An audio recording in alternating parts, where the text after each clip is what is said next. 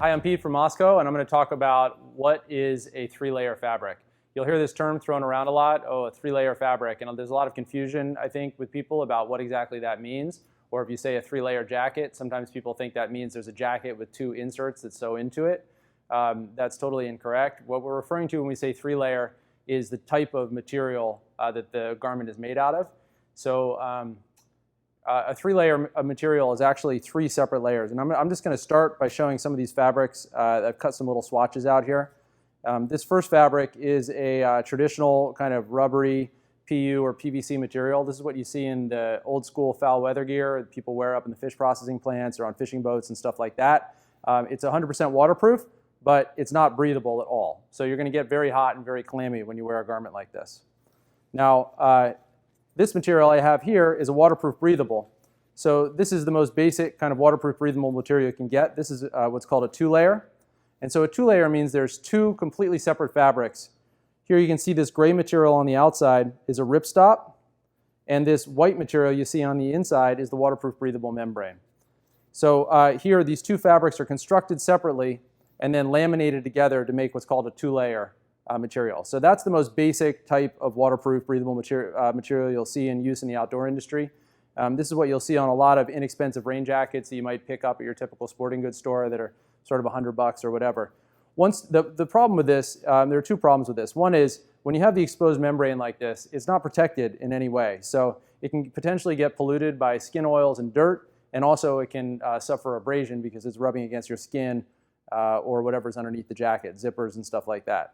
The second is that when this membrane gets kind of wet and clammy from your perspiration, it doesn't feel very comfortable up against your skin. So these two-layer jackets, most of us have owned one of these at some point.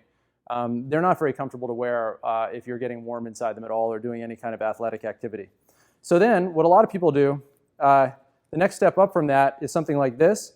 And here I have a two-layer material that then has a sewn-in liner. So you'll see this on a lot of the kind of next tier of rain jackets and waterproof breathable garments, where they've taken a two-layer material and then sewn in an inside liner. So the inside liner is protecting the membrane, and it's also giving you a surface that's a little bit more comfortable up against your skin.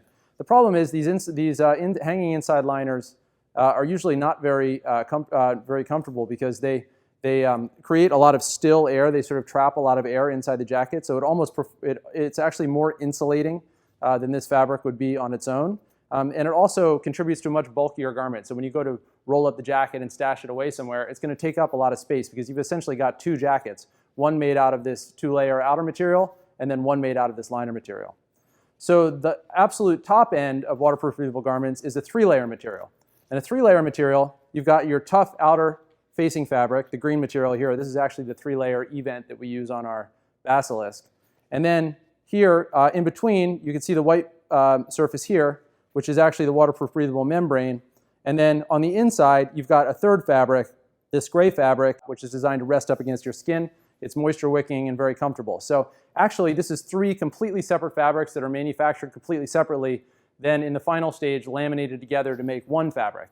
And that's one of the reasons why when you look at sort of high-end shell jackets in the outdoor industry, they cost so much more than a similar looking jacket that you'd see at your typical sporting goods store. They both might have the same features like two hand pockets and a hood and a front zip, but one costs quite a bit more because it's actually three fabrics laminated together into one.